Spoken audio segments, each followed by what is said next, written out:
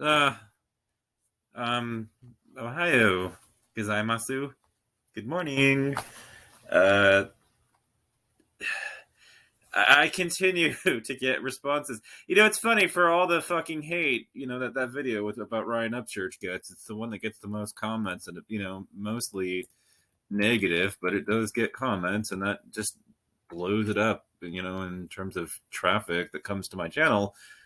I don't want to talk about Ryan today. I really, I don't. I really don't give a shit, and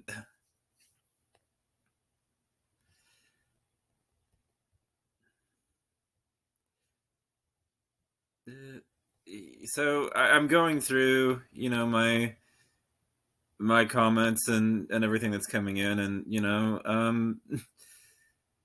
well, first of all, I did want to address the people that are saying that goth is not industrial, and you are, I think, in the strictly technical sense of the term, correct to say that, but industrial fans and goth music fans have pretty much walked hand in hand. We've gone to the same shows, we've seen each other, we've run into each other at music events and everything else. But I got a comment this morning that was like, "You'll never. This is why you'll never be famous because you're not a fan of Ryan Upchuck." And I'm just like sitting here like, I've got better shit to do. I'm studying for my ham radio technician license at the moment. I don't, and I'm sitting here like thinking about it. 2600 got me into it and interested in it, and it's just that like I don't have a call sign yet. I'm studying. I'm making screenshots of like the answers that are non-obvious, as study notes. I'm like, because I'm watching ham radio like test prep videos at the moment and going through them, and I was also thinking about studying for my CCNA. And I'm getting all these incoming messages, and I check my messages every now and then, so I see pretty much everything that comes in.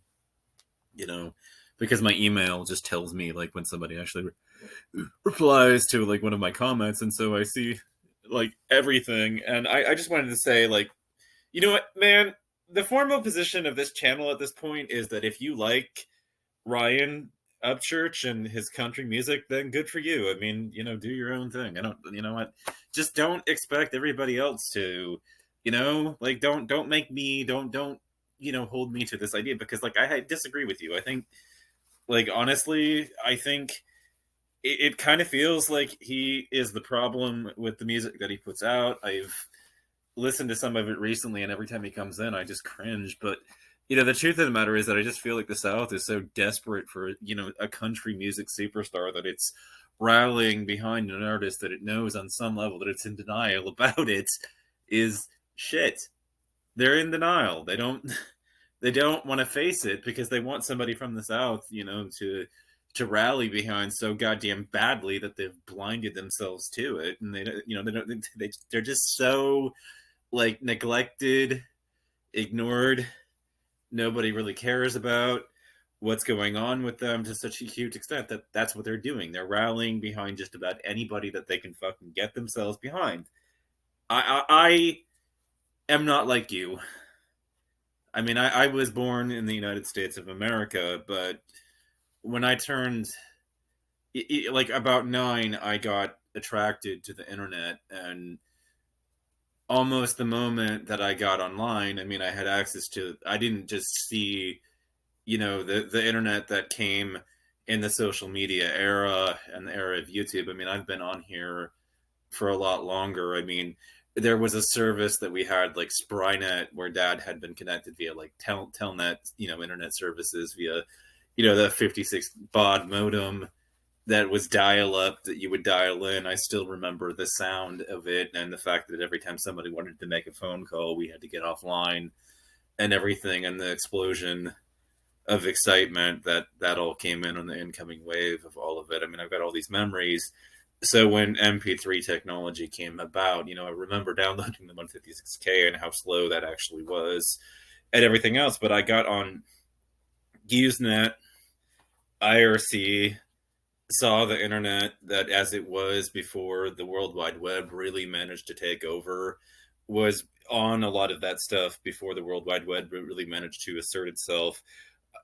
was an AOL, eventually shifted over to using AOL to gain internet access, and but we had been with somebody else prior to AOL, so we're not like part of that whole crowd of AOL idiots as they were known back in the day. But I remember that, and I remember the way that you couldn't, if you weren't a member, you couldn't access the keywords, you couldn't access a lot of the stuff that was going on there. You would just be confined to the World Wide Web.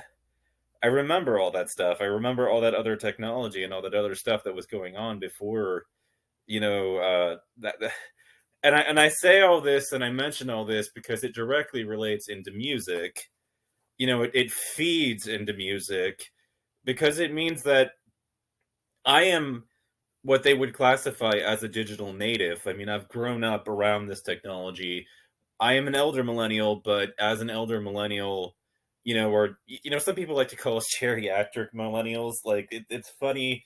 I don't like the term, for obvious reasons, but I mean, I'm on the older side of it. I'm on the older end of the millennial generation and the older side of it, born in 1986. But when I was about 9 years old, I already had internet access, which sets me apart from even other elder millennials in that my time in technology is like fundamentally defined as being an early adopter from almost the very beginning. And we would talk about this almost drunkenly in this kind of haze where we're just like, hey, early days, hey.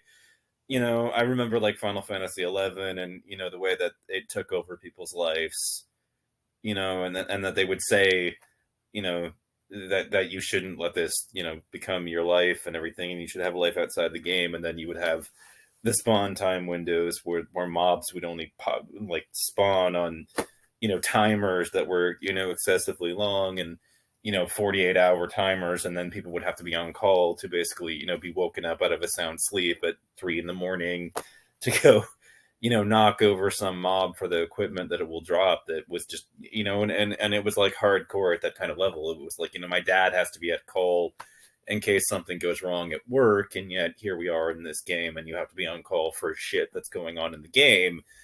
So I've been around for a while, and I tell you all this because, again, it feeds into music. If I've had internet access for this goddamn long, then my taste in music would be fundamentally international and influenced by international, and have knowledge of music scenes beyond the country that I actually live in. It would, because on the internet the borders become very porous, because we're able to talk to and communicate with people on the other side of the planet. And so trends that were only happening in Germany, that were only happening in Scandinavia, Western European countries have, had a gigantic influence on my own taste in music. And quite a bit of it, I couldn't, understand it. It's sung in a language other than my own native tongue, but I don't care because it's always been about melody for me. But I grew up with access to fundamentally different stuff. So Americans are kind of coming at this with this expectation, like the people from the United States, that I'm going to be like normal and have, normal American taste. And it's not, because technically, like, my country of origin when it comes to music is cyberspace. And so that creates a fundamental difference between, me and the people that I'm surrounded by. And that means that, my own taste, I mean, I get a lot of political voices here in the United States talking crap about this boring, repetitive electronic music, and it makes me want to fucking put my fist through their fucking face when they say it. You know, like I joke around that the 80s never ended. It just kind of went underground, you know, because I listened to bands like the Birthday Massacre, VNV Nation, and Assemblage 23, as one of the primary people that I actually do listen to on a fairly regular basis, which means that I was really big into the future pop movements. I was really big into electronic body music. And I have to use that because otherwise you're going to think that I, was referring to EDM. No, no, not a big fan of that particular thing. But it's like my experience in music is fundamentally defined by growing up with access to the internet, and so it's like you've got a taste for mellow Swedish metal, melodic death metal, a taste for Agalith with melodic black metal, like a love of Nine Inch Nails, a love of everything that really actually fed into Nine Inch Nails and that was influenced them, a love of Joy Division and all these other musical artists that I found on my own and started exploring. And as a consequence, my taste in music doesn't really look like the people that I am surrounded by in the United States. I have a more like fundamentally gothish, you know, uh, taste in it, even though, yes, I mean, technically our distinctions would probably be that, like I'm far more into the industrial and EBM side of the equation than a lot of the other goth people who are like very preferential to goth music, whereas me, I'm more like I like this industrial stuff quite a bit. And and and so obviously Ryan Upchurch's stuff is not going to appeal to somebody that doesn't prefer acoustics, doesn't prefer stripped down music, but has a love of synthesizers, which is so intense that if people that I am inclined not to like start dropping them, I will often find myself addicted to the tune.